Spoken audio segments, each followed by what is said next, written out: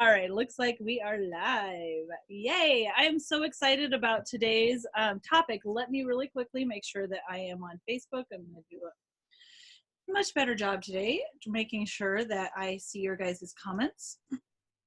So really quickly, and of course, if you know anyone who would, you know, benefit from this topic, please feel free to either do a watch party, tag them, or whatever. I know apparently Facebook is actually not letting things get out if we say those things, but that's okay. I'm just going to go with it anyways. So today we are going to talk about discovering the real you. And this one, this topic is my absolute favorite. It is the very journey that I went on myself after about 5 years ago, learning that I struggled with depression. Just realized I didn't even know myself. I didn't really love myself very much. I didn't know who I was. I felt like I was a different person in every scenario. And I felt like, you know, I would be excited about something in one place and then not excited as soon as I left that place. I mean, there were just so many things going on. And when I started really discovering more about myself, it really opened up so much. So first I got to talk about why this is so important though. So, you know, a lot of us, because we don't know who we are, we're not living our most creative lives. Like we're not even being our creative best. So we end up comparing ourselves with others, seeing what they're doing, judging ourselves based on, oh, this person's doing this or this person's doing that. For some reason, we recognize that kids, when they're growing up, can have, you know, complete differences, such as, you know, like one kid may talk at this age or another kid may talk at that age. And yet, sorry, real quick. Doing this or this person. I just realized I'm not in the place where I can see my comments, so I have to change that real quick. Okay, but I gotta turn it down. Anyways, but we're so unwilling to recognize that about ourselves as grown-ups, as adults. We seem to think, well, because this person has a house already and I'm the same age and I don't have a house, I must be failing. I must not be succeeding. So it's really a bummer, you know. Comparison, I've heard it the killer of many things, but I believe it's a killer of purpose. I believe that we all are here for a very different purpose, and if all of us had the same one, then that wouldn't work, right? We can't all do the same thing. We can't all have, you know, a bunch of legs on our body. If we think about the body, like our body has to have different parts, right? We can't just be all legs. That would be weird, right? We need every single part of our bodies, head, shoulder, knees, and toes, right? So, and you know, when we're comparing, there's also lots of people out there. Gosh, I see this in the moms world constantly. I know it's everywhere else too, but for some reason it's really strong with moms. There are plenty of people out there that are willing to tell you that you're not doing things right, like all the time, right? You're not eating organic, or you need to change, you need to be in cloth diapers, or, you know, it just goes on and on and on. Your child shouldn't have this or shouldn't have that. And it just makes me think sometimes, like, how did any of us make it in this world? All these things we weren't supposed to have, yet we did, and then we made it, right? So come on, come on. And I'm not saying anything for those things or against those things, nothing. I'm just saying, you got to do you, right? You do you. I like that saying a lot.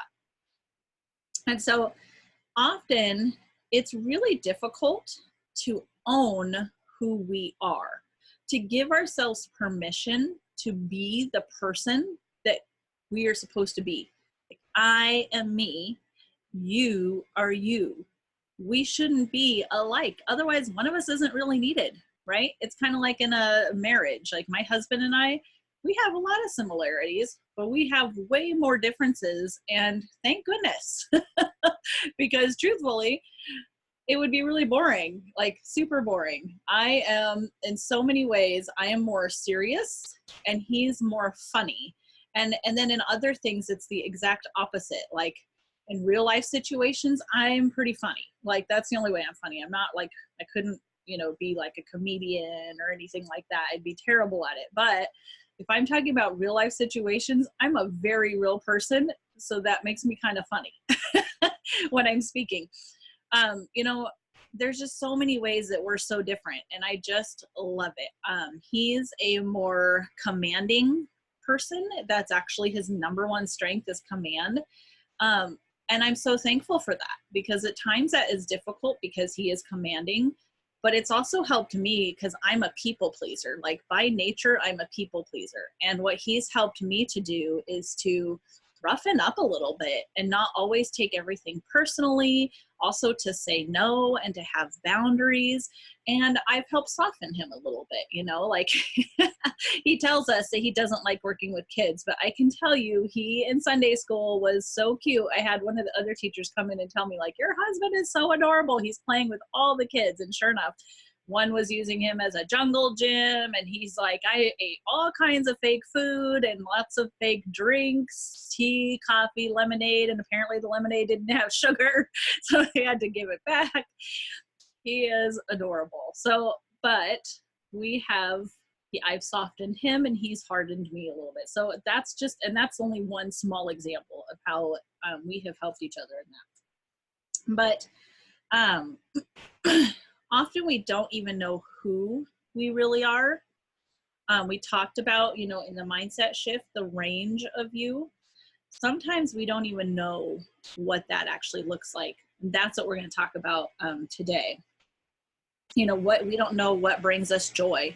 We don't even know what our non-negotiables are. I can tell you over the years, I have come up with some very straightforward non-negotiables and deal breakers. Like, don't talk about my family in a bad way. I'm not going to allow that. You know, I will be honest. And even though I'm a very nice person, I'll stand up to you and I will confront you. That's a non-negotiable for me. My mama bear comes out real quick. You know, if you're treating my family well, and all of that, like, we're good. Right? So you have to know who you are to know that stuff. You also need to know who you are to know what brings you joy. I have learned a lot of things over the years that I just did because that's what people were doing, or that's what we were doing, or whatever, and realize like that doesn't bring me any joy. And yes, sometimes we have to do things that don't bring us joy, like grocery shopping. But you know, something that my husband has helped me to do is to look at that as less of a chore, and we actually make it more of a date. So that has also helped me to make it something that brings me joy. So it all plays together. Some things to note, I'm going to have a lot of links to all kinds of fun, different personality type tests in the book. A lot of them more of them will be in the book. I'll have a couple that I'll attach to this video. I'll have a suggestion for a book, a couple of books actually, and then some links to some free stuff that you can do some of them that are really fantastic. But part of the reason I made the book in the first place was really to corral all the information that you learn about yourself into one place so that you can go back and you can look through it, because this journey is not like, oh, I read the book, I did the workbook, I'm done. It's not that kind of a journey. You need this handbook that you're building about yourself to be a continual conversation with yourself, to continue to come back to it, add things to it, take things out, just kind of change it up if you need to. So, few things to note. This is not to put you in a box. Okay, this is not like, in fact, quite frankly, everything that we talk about in this, there's somewhat of a spectrum. Okay, so extroverted and introverted is a really good example of this. You know, there's a spectrum here. Not everybody is extreme extrovert. There are some people, and not everybody is an extreme introvert. There are some people there too. But then there's all the stuff in between. And I got to tell you, when I really didn't know myself, I was like, I am smack dab in the middle. And because I just thought, man, don't really love big groups, but I love people. I love being a part of things. Like I do get energy from social stuff. But then I also really felt like, ooh, I really don't like being around people that much. I'd much rather have my alone time. I build my energy during that time. And it was really weird for me because I really felt both were true. I got energy in both ways. But I've learned some things about that. I've learned that I am an includer. I love including people. I don't really love large crowds still. I can make it work. I love speaking. I love teaching. I love all of that stuff. I love being part of a group of that's learning and doing like-minded things. But I kind of act, and the funny thing is, I still kind of came to that conclusion, even after learning more about myself, that I am kind of smack dab right in the middle. One of my strengths is woo, which is including lots, like really relationship based, loving people, all that kind of stuff. So it was really kind of one of those interesting things where at first I just assumed that I was, because I didn't know very much about myself and it felt like it was both. But then when I learned more, it actually still was that. But I didn't know that for sure until I went and through and just kind of like discovered more stuff. So this is not to put you in a box. It's just to help you to get to know more about yourself. Really what we're building, as I already said, is a handbook to be a better you. That's really what this is all about. It's a self-discovery, self-love journey. If you're taking this while you are stressed and in a moment of like major stress, I highly recommend that you go back and take these again later. In fact, I would really recommend, if you're really in a stressed time of your life right now, to just not take them. And here's why. We tend, for example, Strength Finders is one of the books that I will recommend. I take my covers off my books. It's me. It's a thing I like to do. So this is fine. The Strength Finders, I took it right about the time I discovered my depression. And the things that I used as strengths, we have all of the strengths within us, but there's like a top 5, top 10. I mean, you can order up to like top 30 or all of them. But like our top 5 is what we use the most for, lots of different things. Well, my top 5 at that time, what I was using to cope, to get through the day, to just exist, are very different than when I just took it recently.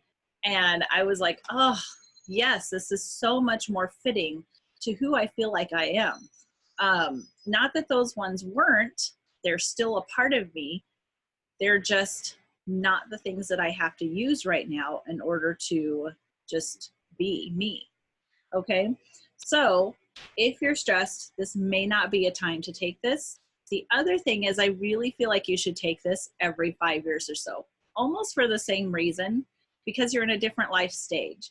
And not that our personality changes, but you may use different pieces of your personality for different things.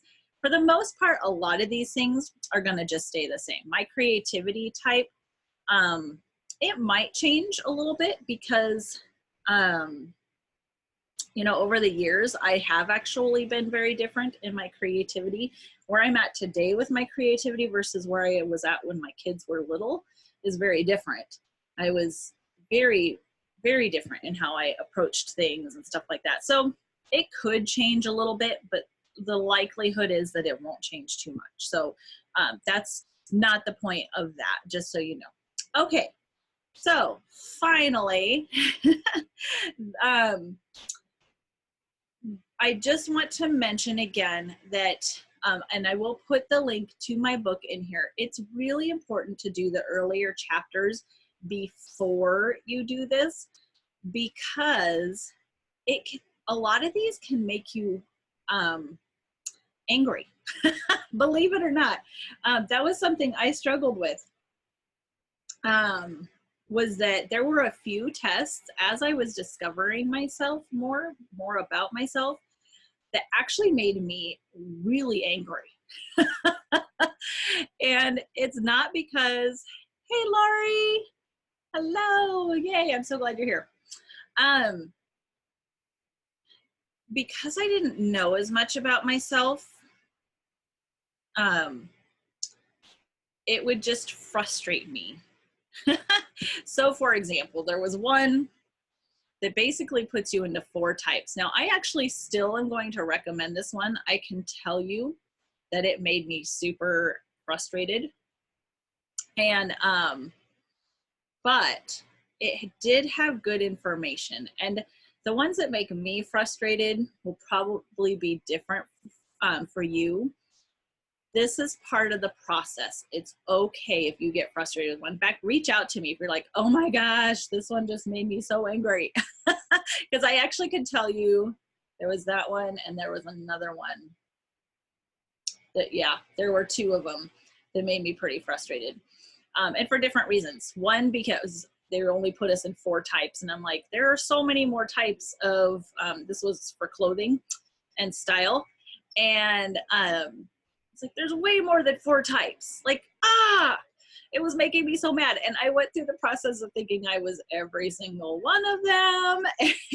And finally kind of coming to the place where I realized, oh, I'm the rebel type. And they think they're all of them. They also don't want to be told what to wear. They don't want to be told what colors. Like, the guidance is good, but I don't want anyone telling me what I can and cannot wear. So as much as I did still get value from it, I'm going to just, a lot of these I'm going to tell you, it's okay. If you just find yourself so frustrated at these, let them go. Use the grocery cart method. Take what you like, don't take what you don't like, right? So if you don't want that particular assessment, leave it. It's okay. All right. So now we get to learn more about who you are. Oh my gosh, this is so much fun. So I'm going to just go through this list because there's so many things. There's so many things. I'm going to have a bunch of links to a bunch of different ones in my book, and then I'll have pages for you to put those into, like your love languages, all of that stuff into the book about you so that you can keep these, okay? So, learning styles, love languages, strength finders, your creativity type, your personality type. I don't have a DISC assessment, but I have several resources who do. So, excuse me, so there's the DISC. There's a style one. Your gifts and talents, your hobbies, you get to just write these ones down. These are not assessments. These are just things that you know about yourself.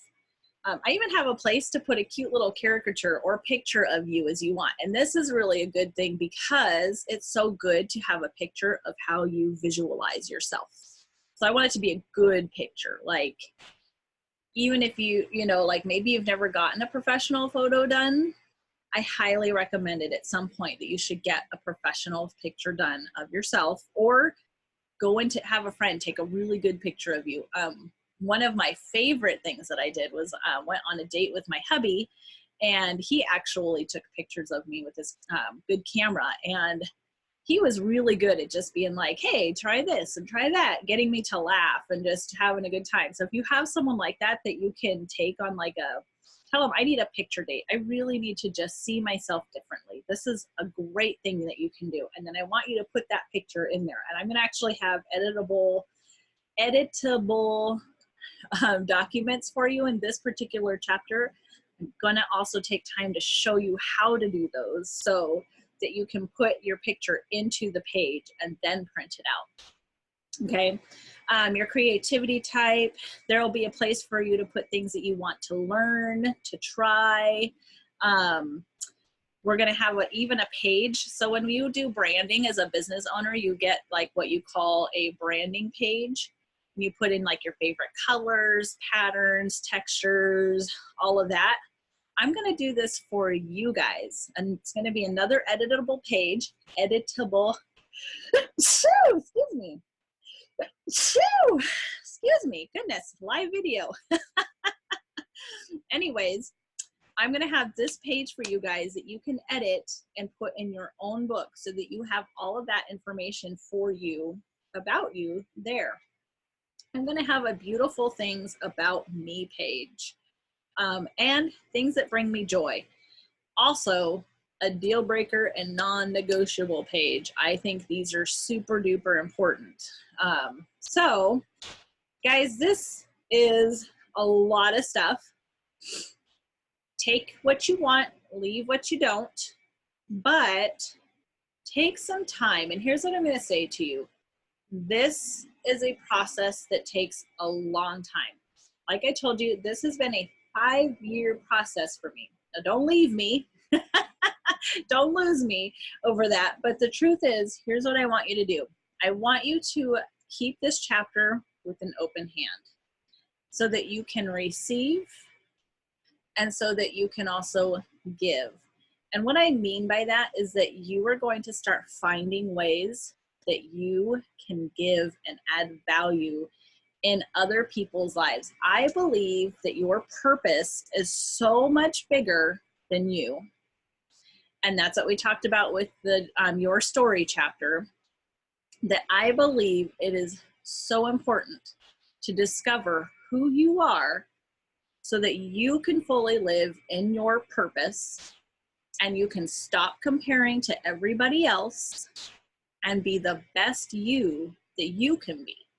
It is each person's responsibility to live their creative best and to live out their full purpose. And this chapter is one of, I don't want to say it's the foundational, because I actually think the chapters before this are the more foundational pieces of work that you've got to do before you can fully get this. You can start it. You can start adding to it. You can start learning about yourself, but it all goes hand in hand. You know, even things like your learning style, like you might be like, why do I need to know my learning style? I'm not a kid anymore. I'm not in school. But the truth is, your learning style plays into everything you do. For me, I'm a visual learner. And so learning that about myself, it's like I actually have recognized that even with my planner for my day, I need it to be aesthetically pleasing to me. I need it to be beautiful, or I won't touch it. I'll just leave it alone. It has to be visually appealing. It also has to visually show me what I need it to show me. I actually need to see my whole week all at once. And so that's the kind of planner that I've chosen. But it's amazing when you realize some of these things, like I'm a visual learner, you'll realize that it plays into so many other things in your life. And it'll help you start realizing, like, okay, it's okay that I can't just have my home be functional. I actually also need it to be pretty. You can give yourself permission to be okay with that. Like, it doesn't make you selfish. It doesn't make you materialistic. It's just a part of who you are. So I'm hoping that this has given you some permission. And like I said, there's going to be a lot of links in this book this week. I'll put a few of them here in the video. I'll put the link to sign up for the book in the video so that you can go ahead and sign up for it. But make sure you do the work in this. And again, let it be open. You're going to add stuff to it as you go. Don't feel like you have to get it all done in 1 week. Okay. All right. Thanks so much, guys. See you later. Bye.